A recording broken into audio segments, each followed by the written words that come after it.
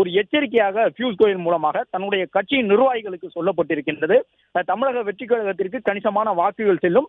அந்த வாக்குகள் தான் ஒவ்வொரு தொகுதியிலும் எந்த கட்சி வெற்றி பெறப் போகின்றது என்பதை தீர்மானிக்கப் போகின்றது என்பதை பியூஷ் கோயல் சொல்லியிருக்கின்றார். கூட்டம் தொடங்கிய உடனேயே தமிழக வெற்றி கழகம் தொடர்பான விவரங்களை நிர்வாகிகளிடமிருந்து பியூஷ் கோயல் கேட்டறிந்திருக்கின்றார். அப்பொழுது சில நிர்வாகிகள் உறுதியாக தமிழக வெற்றி கழகம் ஒருபோதும் இந்த கூட்டணிக்கு வராது, குறைந்தபட்சம் நாம் அந்த கூட்டணியில் இருக்கும் பொழுது, அதிமுகவுடன் இருக்கும் பொழுது தாவேகா அந்த கூட்டணிக்கு வருவதற்கு எந்த சாத்தியமும் இல்லை என்று உறுதிபட நிர்வாகிகள் பியூஷ் கோயலிடம் சொல்லி இருக்கின்றார்கள்.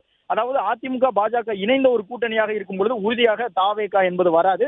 அல்லது ஒருவேளை தமிழக வெற்றி கழகம் வர வேண்டும் என்றால் அதிமுக வேறு மாதிரியான முடிவுகளை எடுத்தால்தான், அதாவது பாஜகவை வெளியேற்றுவதற்காக போன்ற முடிவுகளை எடுத்தால் மட்டும்தான் அது சாத்தியம். இப்பொழுது இருக்கக்கூடிய நிலையில் அதற்கான வாய்ப்பும் இல்லை என்பதன் காரணமாக தாவேகா ஒருபொழுதும் நம்மோடு கூட்டணிக்கு வரமாட்டார்கள் என்று பியூஷ் கோயலிடம் நிர்வாகிகள் பதிலளித்திருக்கின்றார்கள். அதன் பிறகு பியூஷ் கோயல் தன் வசம் இருக்கக்கூடிய அந்த தரவுகள் அடிப்படையிலே விஜய் இஸ் ஸ்பாயிலர் என்கின்ற ஒரு வார்த்தையை பயன்படுத்தி இருக்கின்றார்.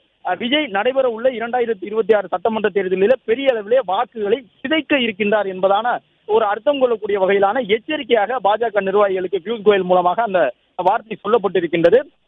எனவே இன்று நடைபெற்ற இந்த கிட்டத்தட்ட 1.5 மணி நேர சந்திப்பினுடைய மிக முக்கியமான ஒரு அம்சமாக விஜய் தொடர்பாக பியூஷ் கோயல் கூறியிருக்கக்கூடிய இந்த வார்த்தை பார்க்கப்படுகின்றது. தாவேகா பெறப்போகின்ற வாக்குகள் ஒவ்வொரு தொகுதியிலும் கட்சியினுடைய வெற்றி தோல்விகளை தீர்மானிக்கக்கூடிய வாக்குகளாக இருக்கும் என்று எச்சரித்திருக்கக்கூடிய பியூஷ் கோயல் அந்த வாக்குகள் தமிழக வெற்றி கழகத்திற்கு விஜய்க்கு பதிவாகக்கூடிய வாக்குகள் தேசிய ஜனநாயக கூட்டணியினுடைய வெற்றியை பாதித்துவிடக் கூடாது என்பதில் நீங்கள் கவனமாக இருக்க வேண்டும் என்று நிர்வாகிகளுக்கு அறிவுறுத்தி இருக்கின்றார். பாஜகவின் தேசிய தலைமையை பொறுத்தவரை பல்வேறு தரவுகள் மூலமாக அவர்கள் வாக்கு நிலவரங்கள் தொடர்பான விவரங்களை பெற்றுக் கொள்வார்கள். மாநில தலைமை வழங்கக்கூடிய தரவுகள் மட்டுமல்லாமல் RSS மூலமாக ஒவ்வொரு மாநிலத்திலும் அந்தந்த களச்சூழலுக்கு ஏற்ப எந்த கட்சிக்கு எவ்வளவு வாக்குகள் செல்லலாம் என்பதற்கான தரவுகளை பாஜக பெற்றுக்கொள்ளும். அது மட்டுமல்லாமல் உளவு தகவல்களாகவும் பாஜக தலைமைக்கு இது போன்ற தேர்தலில் தற்பொழுது இருக்கக்கூடிய கள நிலவரங்கள் தனிப்பட்ட முறையில் பாஜக தேசிய தலைமைக்கு செல்லும். எனவே அனைத்தையும் ஒப்பிட்டு பார்த்துதான் ஒவ்வொரு மாநிலத்திலும் அந்த மாநிலத்திற்கு ஏற்ற வியூகங்களை பாஜக வகுக்கும். அந்த அடிப்படையில் தான் பல்வேறு மாநில கட்சிகள் மாநிலங்களில் பல ஆண்டுகளாக ஆட்சியில் இருந்த நிலையில் ஒடிசா உள்ளிட்ட மாநிலத்தில் எல்லாம் அந்த கட்சிகளை வீழ்த்தியது.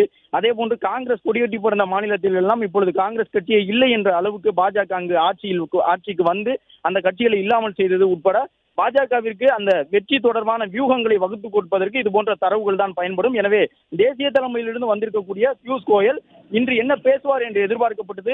மேம்போக்காகவே தொகுதிகள் தொடர்பாகத்தான் அவர் பேசப் போகின்றார், தொகுதிகளின் எண்ணிக்கை குறித்து பேசப் போகின்றார், எத்தனை தொகுதிகள் வேண்டும் என்று அதிமுக தலைமையிடம் கேட்பதற்கு முன்பாக நடைபெறக்கூடிய ஒரு சம்பிரதாய சந்திப்பு இதுவாக இருக்கும் என்ற அடிப்படையில் தான் இந்த பியூஷ் கோயலுடைய சந்திப்பு பார்க்கப்பட்டது.